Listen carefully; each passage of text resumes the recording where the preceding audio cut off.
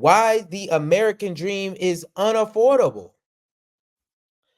It's specifically unaffordable for the middle class, y'all. Let's be real. The middle class is getting hit by people who are rich and the poor as well. We're getting siphoned on both ends.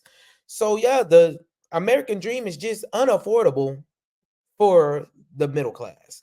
Let's go ahead and get straight into this review video. We ain't gonna waste too much time on it. Let's get it. At the national level, the middle class is typically defined as households with an annual income ranging between $53,740 and All right, y'all. Middle class between 53,000 to 161,000. Where do you stand on that? What do you stand on that? I would say I'm a solid low to middle class, low to middle class.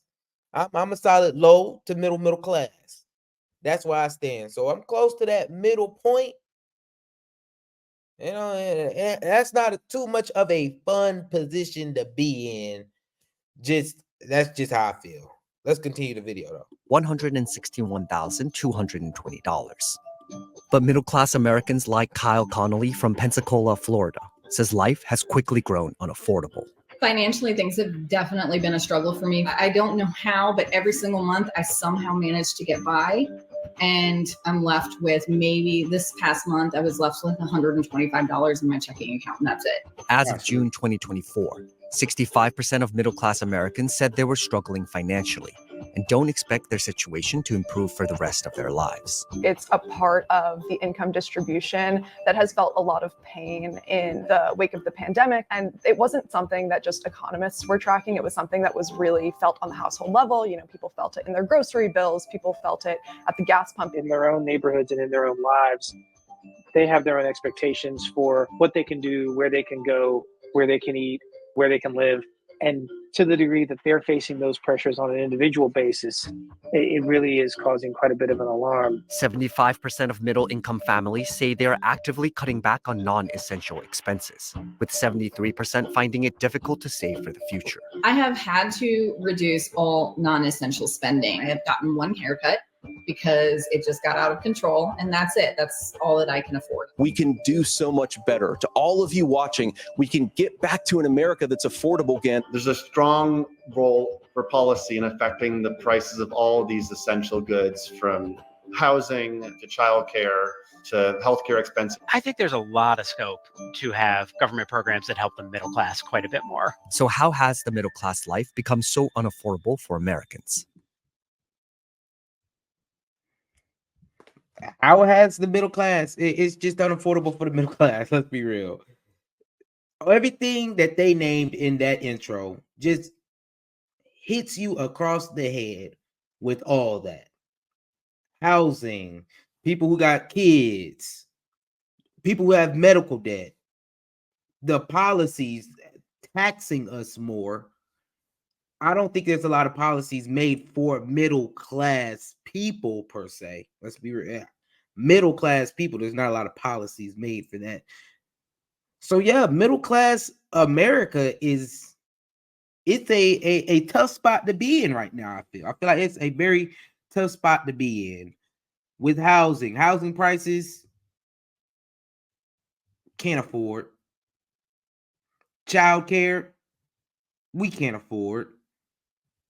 Medical debt, we can't afford. So how policies keep the middle class life so unaffordable? Yeah, it's I don't think there's really any policies for the middle class. I don't. And the way we're voting now, I feel like we're just voting ourselves more and more unaffordable. Voting for more and more taxes, more and more government spending, more and more government taking money out of our pockets. I can't help anybody if I can't help myself. If I'm struggling, if my struggle is what y'all say is the median, I feel sorry for people. If my struggle is the median, I feel sorry for people. Because there's a lot that comes with being middle class that's unaffordable. Continue though. Housing is always going to be typically the biggest bite of a household's budget. I think that's probably a primary issue in terms of why people are feeling that crunch. I am currently renting, and I would say that the housing is probably about 65% of my monthly expenses, where it should be the other way around. It should be 33%. The median rent for middle-income families has risen by 18% to $1,300 per household between 2001 and 2022. You've just seen this intense upward pressure on the cost of rent, and that filters through to the cost of buying a house. Existing home prices hit a record in June 2024, with existing homes selling at a median price of $426,900. According to the most recent analysis, U.S. is facing a shortage of 4.5 million homes.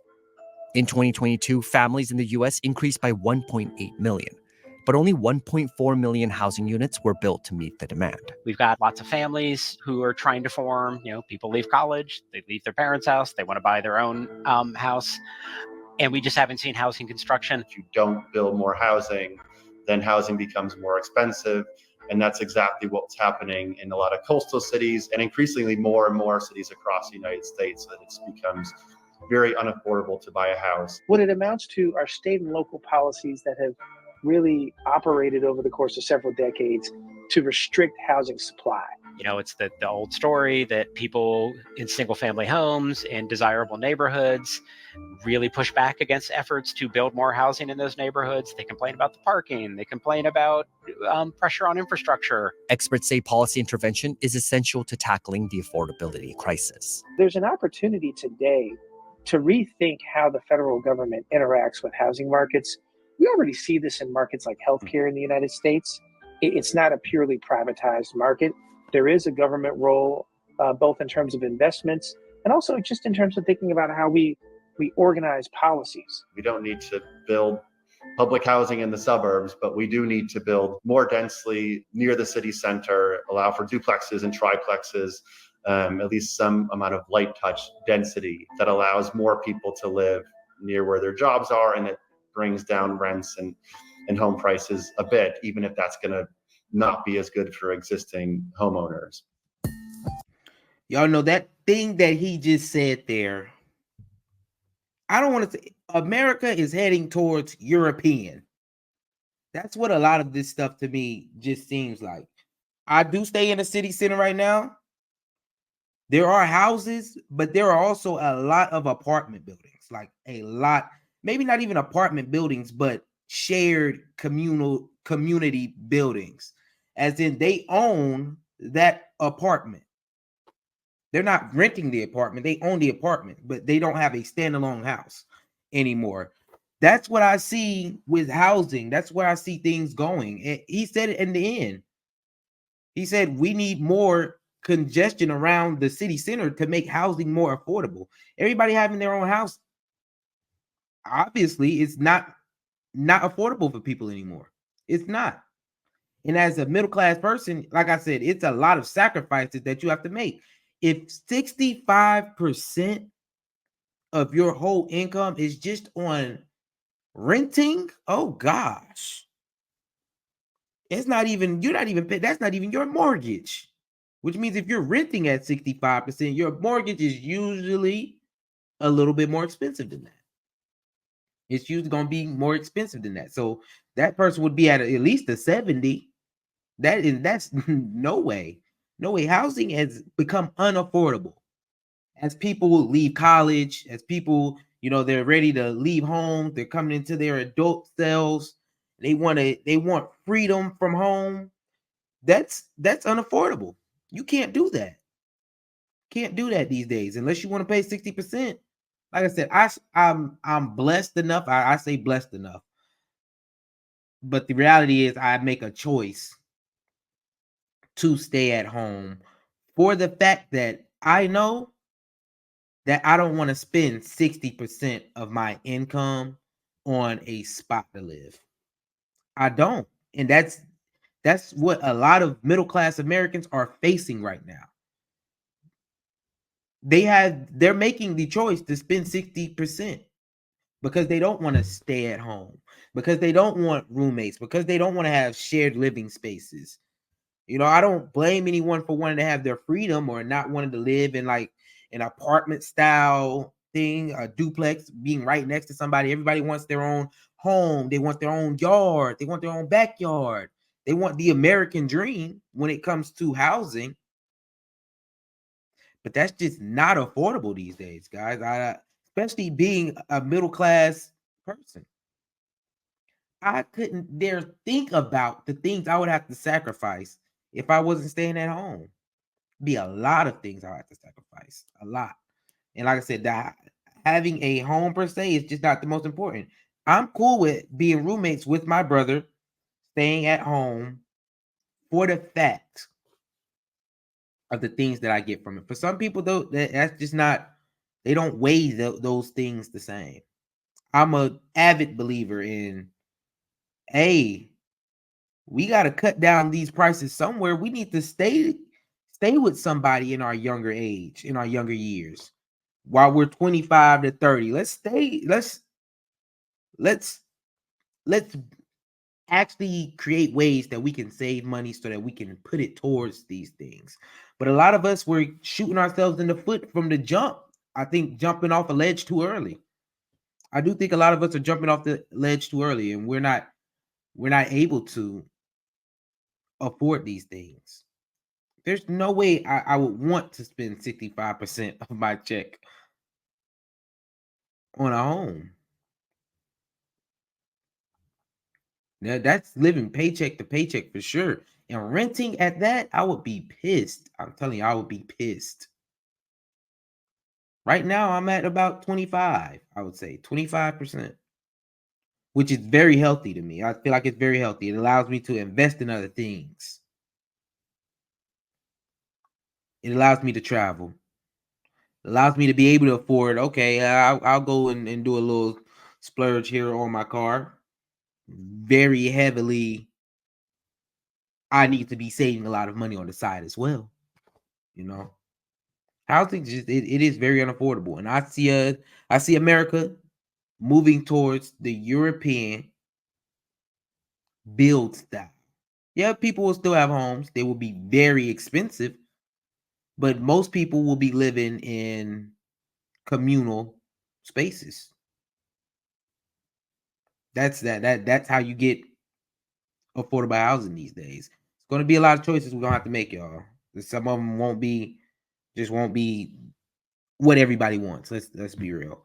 And I don't think policies, I'm not gonna lie, I don't believe a policy like giving first-time home owners $50,000, $25,000 is going to help.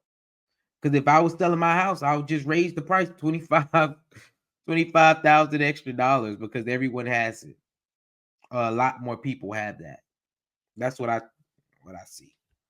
But Add to that we see childcare costs that have also exploded over the years. In some parts of the country, you have households paying upwards of $25,000 per year. The cost of childcare has risen at more than twice the rate of inflation in the U.S., increasing by 273% between 1990 and 2024. We expect these families to go and participate in the labor market, but they need this vital support. We have a system in the U.S. that is just so much you're on your own. Unless you're very, very poor and can get a subsidy. I'm very fortunate that what I do to earn an income does not require me to have childcare. I would basically be making the equivalent of $7.50 an hour over the summer if I had to pay for full-time childcare for 3 children. It doesn't make sense. In 2023, 67% of parents reported spending at least 20% of their annual income on childcare, while 89% said they spent 10% or more of their household income on childcare. We see here is really a marketplace that's still in a bit of disarray. We have shortages in childcare centers. We have childcare workers who really report being underpaid, which then exacerbates the problem. You sometimes have states or localities insisting on regulations that just don't make sense for childcare, that make onerous restrictions on child to staff ratios or certain zoning restrictions on where you can have a childcare facility. And so again, here, there is an opportunity to prop up this labor market and this overall marketplace. We saw some of this effort taking place During the pandemic in 2021, the United States embarked upon a historic expansion in the refundable child tax credit. Expanded not just in its generosity, but also in the number of families it reached. It went deep into the middle class. Like often the child tax credit in previous years has just really been a low income program. This one really spread out, didn't start phasing out until $100,000 or more for a bunch of families. That was a 1-year experiment that expired. You've had policymakers advocating for making this 2021 expanded child tax credit permanent, but it has faced resistance in the Congress. Healthcare is People with kids, y'all know what I say. F them kids, man. I'm just playing, y'all. Yeah, having a kid these days, I don't know. I don't know how y'all do it. I'm not gonna lie to you. I'm honestly, I think I'm scared to have kids right now, y'all. I'm not gonna lie to y'all. I think I am scared to have kids because I've seen my mother with kids because I grew up with her as my mother with kids. It's a lot of sacrifices you got to make. A lot of sacrifices you got to make. And I don't just think I'm too ready to make those sacrifices or to spend the money for them And yes, the thing is with a lot of middle class people, I like how he said is when they first started talking about childcare, a lot of middle class people do not qualify for childcare help. That's a crazy thing. A lot of middle class people do not qualify for childcare help. My mother didn't qualify. She had 3 kids. And she wasn't just making the most money in the world. Let's be real. 3 kids. Thank God she had help from family. Yeah, I don't have a kid, so there's not much I can say. Like I said, I'm scared of having kids. I don't plan on having a kid anytime soon because I just think it's unaffordable. And like I said, I don't think I'm ready to have a kid. So I'm being very strict on no kids, no kids, no kids. That's how I feel. I'm gonna leave my other opinion on how they were born, how it was your choice to have a kid, you know. A lot of people can say, I didn't need to have a kid, but at the same time, you ain't wrap your willy as well. Or tell somebody to wrap their willy. So this was a choice kind of. Child care to me or having kids, it's very much a choice that we make. And I just don't, it's not a choice I want to make right now. So I'm very scared of having kids, very horrified. It's a very no for me, very no for Steve. Kudos to everybody who have kids. I know people with kids. Being middle class and having kids, I feel like it's definitely a very tough situation. Yes, you will make it through. Yes, everybody will see it through. It's good that they're making policies, for child care, tax relief. I feel like that's great for middle class people. Because a lot of middle class people have kids, and it's very tough on their pockets having kids. So giving them that tax relief, kudos to that. I feel like kudos to that. I won't be getting it though because I don't have kids. But if you can get it, hey, you should be that helps you. Vote for the policies for that. That's how I feel. It helps you do it. That's how I feel. We're gonna move on from childcare though, because I don't really, let's move on. See another major factor making the middle class lifestyle unaffordable for many American families.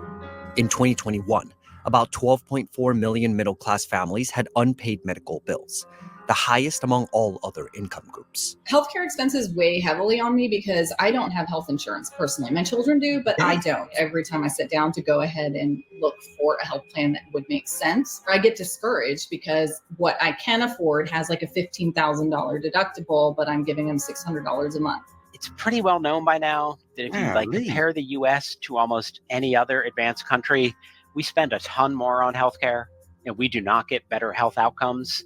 The U.S. spends about $12,742 per person on healthcare, the highest cost per capita compared to other wealthy OECD countries. Man, I kind of gotta butt in on healthcare. Yes, he said yes, our healthcare is more expensive, but we're not going to act like America or the United States is just the healthiest of countries. Okay, we're not going to act like America is healthy at all. The food we eat, the things we put in our body, no exercise.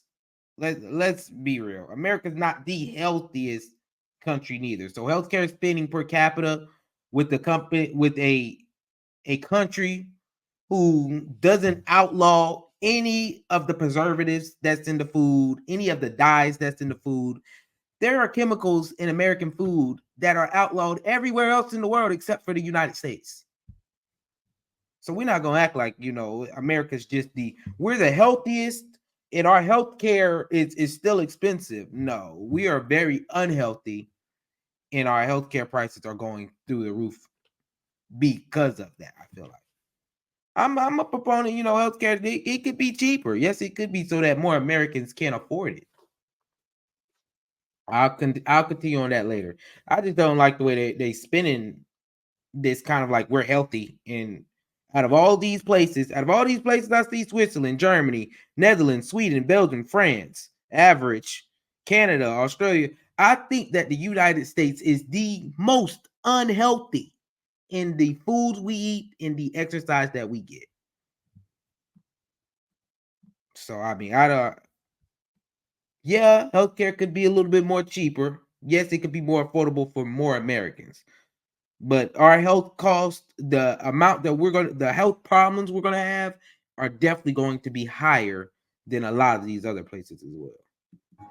However, the country still ranks lower on key health measures like life expectancy and infant mortality when compared to similar nations. Everything costs more. Doctors cost more, drugs cost more, devices cost more. And that to me just seems to me a clear problem of market power in the healthcare sector.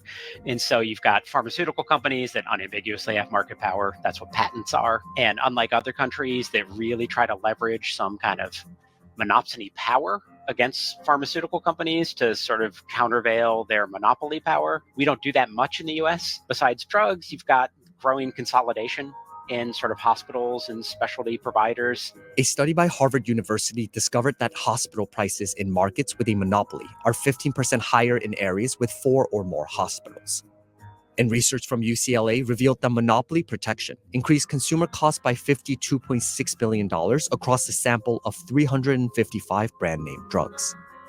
In response to these concerns, the Justice Department launched a task force in May 2024, focused on specifically addressing monopolies and collusion in the healthcare sector. You want to leverage the power of public buyers of healthcare, to bargain with them and countervail. But then you also want to do antitrust, to say, if you're going to buy up every anesthesiologist in a given area and start price gouging, we're not going to let you do that. We're actually going to regulate, or we're going to disallow the mergers.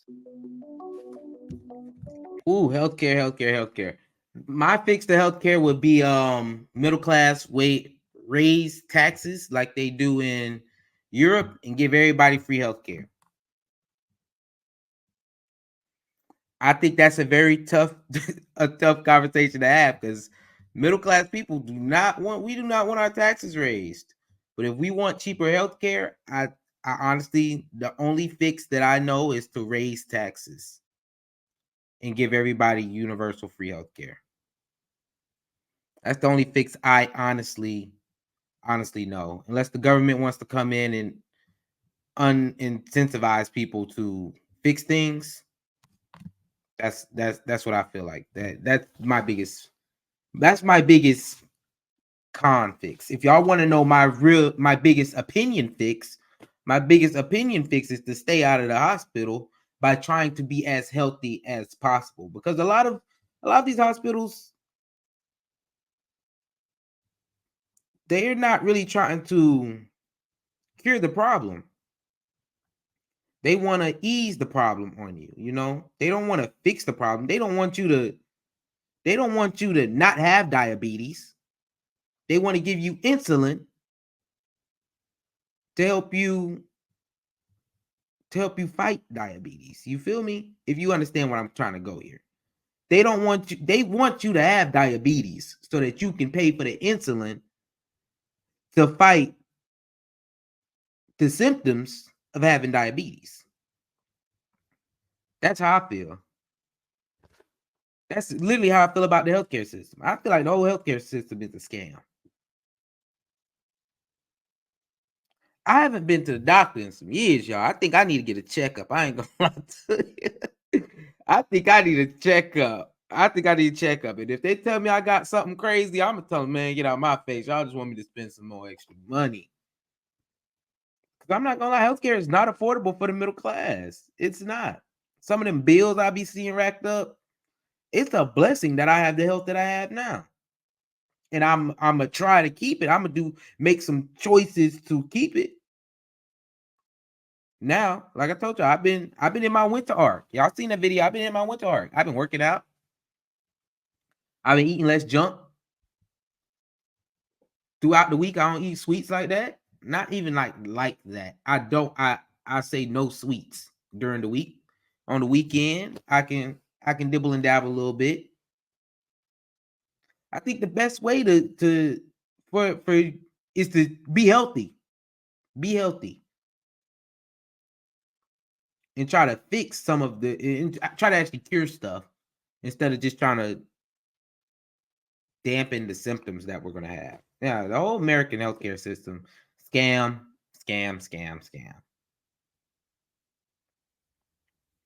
It is definitely it's a tough position to be in when it comes to healthcare.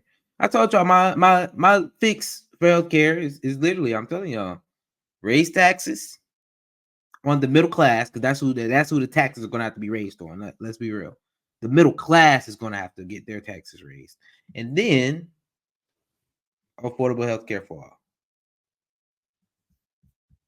Let's continue. Prices are also rising for essential expenses other than the big three. The utilities that are just slowly increasing. It's like every month, it's like my usage is down, but why is my bill higher? Obviously, groceries are more expensive. It hurts. It really does hurt when I have to tell my children no. When I have to tell them that, sorry, we can't go to this activity because I don't have the extra $120 to spare this month. As a mother, that's kind of like the hardest part. Rising prices have been a major talking point for the 2024 election. For Harris and Trump, focusing on the middle class, speaking directly to promises of building the middle class or rescuing the middle class, these are promises that in some way offer an umbrella pitch for why they are the best candidate for the health of the U.S. economy. I was raised as a middle class kid. And I am actually the only person on this stage who has a plan that is about lifting up the middle class and working people of America. She wants to build 3 million new homes over the courses of her potential administration, increase the supply of housing, and lower the price. She has pledged to crack down on hidden junk fees and other corporate pricing practices that she sees as the reason for high prices. For Harris, a lot of boosting the middle class comes down to putting more money in the middle class's wallet. I have a plan, $6,000 for young families for the first year of your child's life, $25,000 down payment assistance for first-time home buyers. For Trump, he's painting his candidacy as sort of the change campaign. People are sick of the economic status quo, and he wants to be the person to relieve them of the economic pain that he sees as the result of a disastrous Biden-Harris administration. I had no inflation, virtually no inflation. They had the highest inflation perhaps in the history of our country. For him, lowering prices and ending inflation is a matter of growing the economy as a whole. A lot of his proposals, economists have analyzed and said they could threaten to reheat inflation in the short term. Things like his tariff proposals that would increase producer costs for manufacturers, which could then translate to higher consumer prices. We're doing tariffs on other countries. Other countries are going to finally, after 75 years, pay us back for all that we've done for the world. He says, look at the long term. Once we grow the economy in the long term, that value is going to trickle down and outweigh any short-term costs or pain that you feel from the immediate implementation of some of his plans. The middle class is really a component of the American experience that many people aspire to. It really does connote a feeling of opportunity, not just for that family, but for their children's and really future generations. I think government policy is really central to thinking about the challenges facing the middle class today. And it would be beneficial if more Americans had a feel for how these policies interact with and really affect the well-being of their families. Well, guys, speaking of policies, DeKalb County is considering raising utility prices for water and sewer. So in DeKalb County, your water bill will be going up. Speaking of policies, you know, that we've all been talking about how the middle class is getting whacked across the head. Your utilities in DeKalb County will be going up. They will be going up.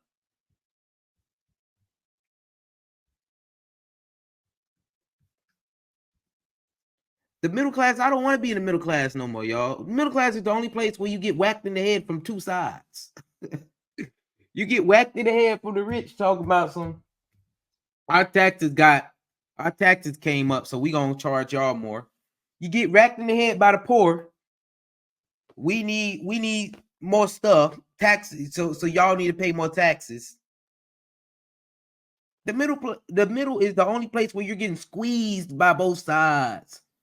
Everybody wants to extract more out of you. I'm so tired of it.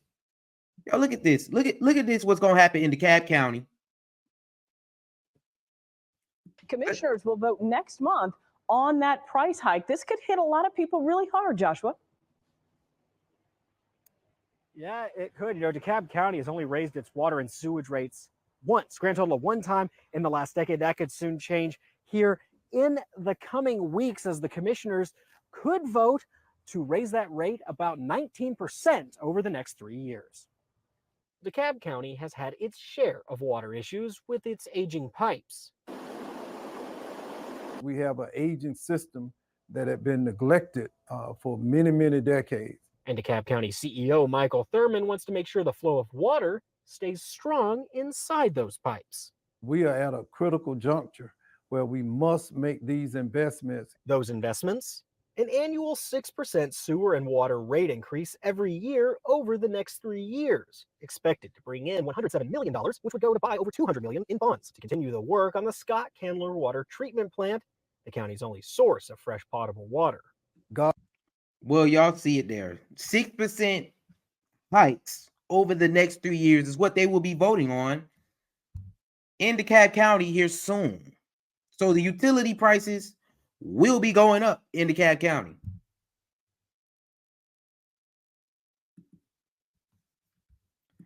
Talk about being middle class. Your water bill will be 6% more next year if they vote for it. 6% more. Then the year after that, it'll go up 6% again. Then the year after that, 6% again. And they're working to get to 19 over these next 3 years. Hey, y'all, it costs to be in the middle. I don't think that's going to affect. Let's be real. Who's going to be the most affected? Middle class. The rich people, they're going to pay that 6% easy each year. The poor people, they not paying it. They not paying it anyway. They're not going to have to pay it. They getting help. The middle class, though, you're going to feel that in your pockets. When you look at that water bill,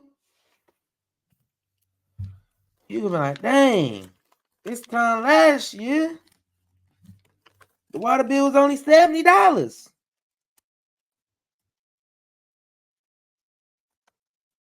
Man, I can't believe this. That's how I be feeling, y'all. That's how I be feeling when I be looking at my utility bills. But the infrastructure, y'all know you need fresh water, you need all that. So I'm here to tell y'all that the American dream is only getting more unaffordable. It's only getting more expensive to be in the middle class. It's only going to be harder to escape the middle class or to be comfortable in the middle class. Housing prices, they're not going to go down. No matter what anybody does, housing prices, they're not going to go down. Can make more affordable housing, yes. Them prices there, I don't see them going down. Having a child's not going to get any cheaper. Being unhealthy, having health problems, not going to be any cheaper. And a lot of the policies we're voting for, not going to make things any cheaper.